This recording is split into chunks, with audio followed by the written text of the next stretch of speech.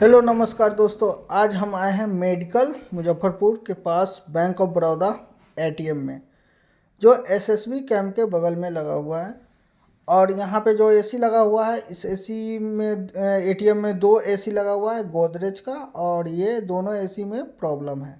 दोनों एसी में पावर नहीं आ रहा है। इसमें लड़का विजिट करके गया था और एक में बोला था बोर्ड का प्रॉब्लम है।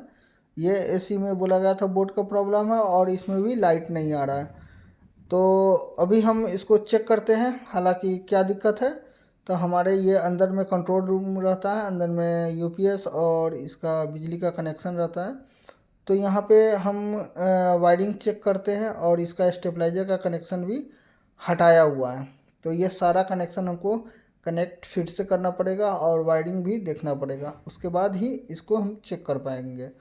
तो हम अभी चेक करके देखते हैं किस पॉइंट में आ रहा है हमारा लाइट। तो एसी के मेन पॉइंट पे नहीं आ रहा है, हालांकि इसमें 1-2 एसी दिया रहता है और एक कंट्रोलर भी लगा रहता है। जो कंट्रोलर लगा रहता है वो हमारे इंटरनेट से कनेक्ट किया रहता है और इसको सर्वर रूम से कंट्रोल किया जाता है। हालांकि इस तरह का फैसिलिटी यहाँ पे यूज नहीं है, कंट्रोलर नहीं लगा हुआ है और स्टेबलाइजर भी निकाल कर साइड में रखा हुआ है। तो हम पहले बोर्ड में प्लग में चेक कर लेते हैं। पीछे में एक रहता है इनपुट कनेक्शन और एक रहता है आउटपुट। तो हमें इनपुट में हमें सप्लाई आ रहा है या नहीं, सॉरी आउटपुट में आ रहा है कि नहीं, आउट होगा। उसके बाद स्टेबलाइजर आउट और एक रहता है स्टेबलाइजर इन। तो आउट करेगा वो स्टेबलाइजर में जाएगा, इन से फिर स्टेबलाइजर में से निकलेगा जो इन किया जाएगा। तो वहाँ से कनेक्शन हम सही कर लिए हैं, डायरेक्ट करके स्टेबलाइजर ऊपर में रख कर। और यहाँ पे हम देखते हैं इस पीसीबी को खोलकर क्या दिक्कत है इसमें। तो पीसीबी हमारे साथ जो लड़का था उससे हम खुलवाए हैं और बॉडी को बाहर निकाल कर इसको फिर हम चेक करेंगे। हालांकि इसमें पीसीबी का प्रॉब्लम है या और कुछ प्रॉब्लम है, ये चेक करते हैं। तो यहाँ पे हम जब आए हैं तो पीसीबी का इसका अप्रूवल आ गया हुआ था, पीसीबी रिप्लेस करना है।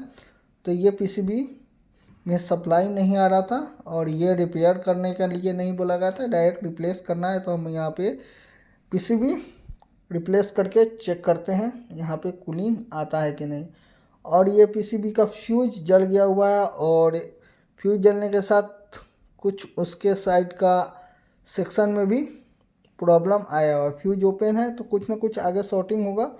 तो हमारे पास पीसीबी का अप्रूवल आया हुआ था, तो पीसीबी लेकर आए हैं। रिपेयर करना नहीं है अभी इस सेट को।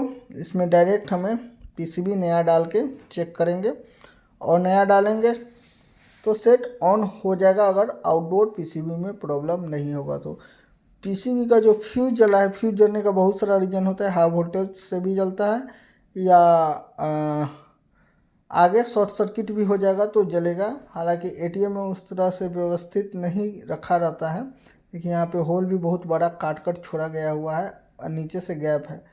कभी चूहा वगैरह आकर इसको पूरी तरह से रिपेयर कर सकता है।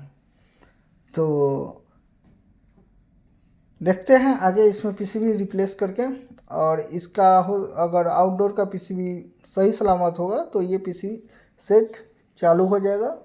और 1 टन का 2 एसी लगा रहता है, 1-1 टन का 2 टन रहता है, और दोनों बारी बारी से ऑन होते रहता है हर 2 घंटा पे।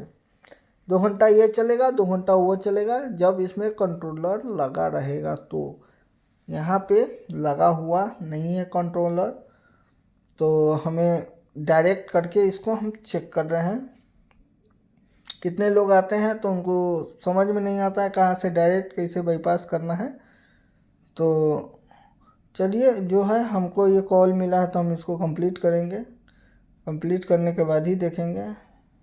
तो इसका हम सारा कनेक्शन कर लेते हैं, पीसीबी अंदर इंसर्ट करके इसमें फिर हम सप्लाई देंगे। सप्लाई देने के बाद ही पता चलेगा इसमें आखिर में प्रॉब्लम सॉल्व होता है कि नहीं। उसके बाद हम दूसरे एसी को हाथ लगाएंगे। पहले एक को कंप्लीट करते हैं, उसके बाद दूसरा को चेक करेंगे। अगर उसमें भी कुछ इस तरह का प्रॉब्लम होगा, अगर रिपेयर होने वाला होगा तो हम यहाँ पे ही कर देंगे। अगर उसमें कोई पार्ट का इशू आएगा तो वो फिर अप्रूवल हमें लेना पड़ेगा आगे, और उसके बाद ही आगे का काम होगा। हालांकि कुछ हद तक हम पीसीबी को रिपेयर कर सकते हैं। सारे सर्किट पर हम काम करते हैं। पीसीबी, एलईडी टीवी, एसी का पीसीबी, जो पार्ट अवेलेबल रहता है हम उसको कंपोनेंट लेवल पर भी रिपेयर कर देते हैं। कितने लोग हैं दूसरा जगह करवाते हैं, लेकिन हम खुद ही कर लेते हैं, ज़रूरत नहीं पड़ता है कहीं भेजने का।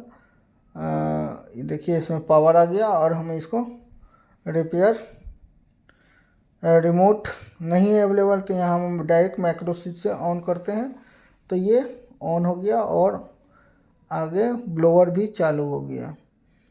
तो ये एसी तो लग रहा है कंप्लीट हो गया, ऑन हो गया। ऑन नहीं हो रहा था तो ऑन हो गया। हालांकि पीसीबी नया लगा तो ऑन होना ही था। आगे अगर आउटडोर में प्रॉब्लम नहीं होगा तो ये कूलिंग आ जाएगा इसमें। तो हम अभी एम्पियर मीटर हम लगा के देखते हैं तो मेरा एम्पियर भी लोड लेने लगा है। तो हम एक टन का एसी है तो कुछ देर के बाद इसमें एम्पियर भागेगा। ये 4 पॉइंट कुछ एम्पियर पे ये चलेगा अभी। हालांकि ये गर्मी नहीं है ज़्यादा तो थोड़ा कम लोड पे चलेगा। और छोटा सा रूम रहता है एटीएम में, कोई खास बड़ा रहता नहीं है, से हीट लोड भी ज़्यादा नहीं रहता तो उसी के अनुसार ये आरपीएम बढ़ा नहीं पाएगा। गर्मी रहेगा तो ये आरपीएम तुरंत पिकअप में लेगा तो एम्पियर प्रॉपर लोड लेने लगेगा मशीन। तो ये कूलिंग अभी आ गया है, ऑन हो गया है। तो हम इसके बाद हम दूसरा एसी को फिर हम आगे चेक करेंगे। और ये एसी का हम कवर खोल लिया और इसको भी चेक करते हैं। तो इसका फ्यूज हमें उड़ा हुआ मिला था जब चेक किए थे। तो हम इसका पीसीबी बाहर निकाल लेते हैं और ये पीसीबी बाहर निकाल कर इसमें हम जंपर कर देंगे फ्यूज को। ये फ्यूज है, यहाँ पे हमें यहाँ से यहाँ जंपर कर दिया। हमारे पास आयरन भी था और कुछ रिपेयर टूल भी रहता है हमारे पास, आयरन और सोल्डरिंग तार, ट्यूजर वगैरह हम रखते हैं साथ में, और छोटा मोटा आईसी। तो इस पीसीबी का फ्यूज रिप्लेस करके हम, फ्यूज रिप्लेस नहीं हुआ, फ्यूज के जगह पर हम जंपर किए हैं। और ये फ्यूजेबल रेजिस्टेंस के थ्रू फ्यूजेबल जंपर दिए हैं, पतला सा वायर को, जो हल्का भी लोड पड़ेगा तो ये बर्न हो जाएगा। और ये लगाने के बाद हम पीसीबी को इंसर्ट करके इसमें देखते हैं पावर देके सप्लाई आता है कि नहीं। तो इसमें हम इस तरह का फ्यूज बनाए हैं जो हमें किसी भी तरह का लोड पड़े तो वो बर्न हो जाए। अगर हम इसमें हेवी फ्यूज दे देंगे तो प्रॉब्लम आ सकता है।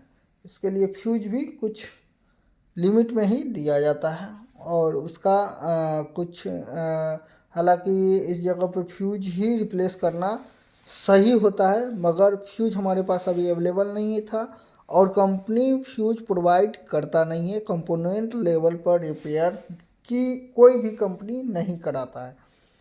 फ्यूज भी ख़राब रहेगा तो हमें पीसीबी रिप्लेस करने के लिए बताया जाता है या कंपनी से बोला जाता है। मार्केट में भी जंपर जहाँ पे आप रिपेयर करवाइएगा वो भी जंपर ही मारेगा। और पीसीबी को हम रिपेयर, देखिए पावर आ गया, पीसीबी रिपेयर करने के बाद फ्यूज को हम अगर जंपर कर दिए हैं तो वो फ्यूज का ही काम करेगा, बर्न हो जाएगा।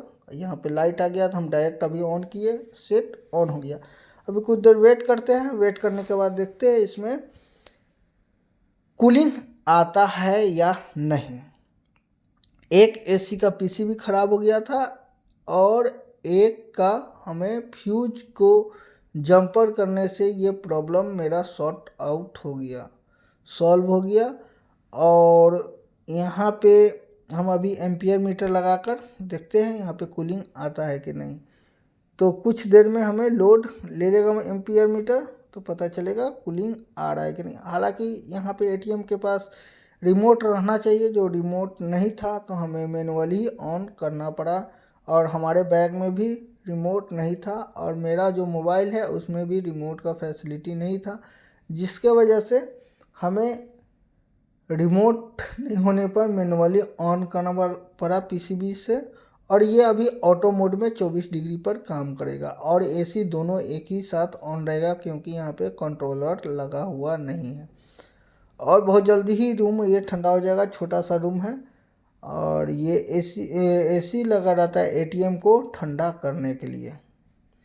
और ये सीरियल नंबर था एसी का। यहाँ पे 2 एसी आमने सामने लगा हुआ है। ये दोनों एसी रिपेयर हुआ है और एक का पीसी भी रिपेयर हुआ और एक का पीसी भी रिप्लेस हुआ है। और ये मेडिकल मुजफ्फरपुर के पास था और बैंक ऑफ बड़ौदा में ये लगा हुआ है एटीएम में। चलिए आगे आप देखते हैं दूसरा साइड पे।